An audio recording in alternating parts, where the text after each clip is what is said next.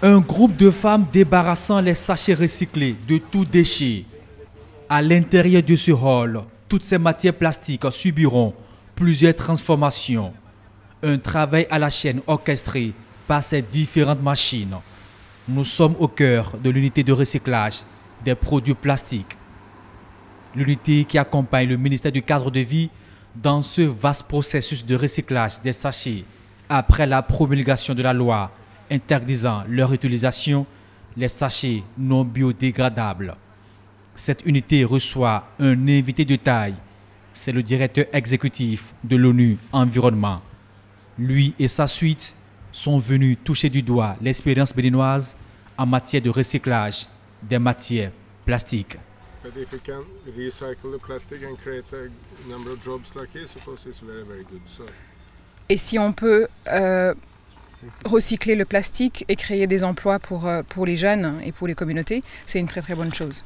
Merci. So I'd like to thank you and all the other people who established it. Merci beaucoup à vous et à tous ceux qui travaillent ici. Merci à vous aussi. Merci. La responsable de cette unité de recyclage, l'unique pour le moment au Bénin, la voici. Madame Kounoudji Rebecca. Elle aussi, une ancienne vendeuse de sachets plastiques. Oui, effectivement, je suis une vendeuse de sachets.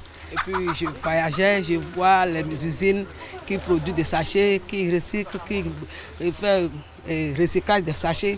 Donc je me demande, j'appelle les gens de venir s'installer chez nous, mais les gens n'acceptent pas. Donc moi-même, j'ai décidé de faire quelque chose dans mon pays. C'est ça qui m'a motivé à commencer par recycler les sachets, à commencer par les broyer pour faire des bâches, pour créer de l'emploi dans mon pays. Le marché est porteur, mais pour le moment très vierge. Une nouvelle source d'entrée de devises et de création d'emplois, explique le numéro 2 du ministère du cadre de vie et du développement durable. Beaucoup de gens posent la question pour dire, mais quand vous voulez interdire, ce sera remplacé par quoi?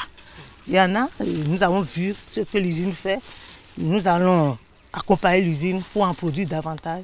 Nous invitons les investisseurs, le privé a aussi, c'est un secteur porteur, à investir dans ce domaine. L'usine Azael de Torre-Bocito envisage diversifier les sources de provenance de ces matières premières.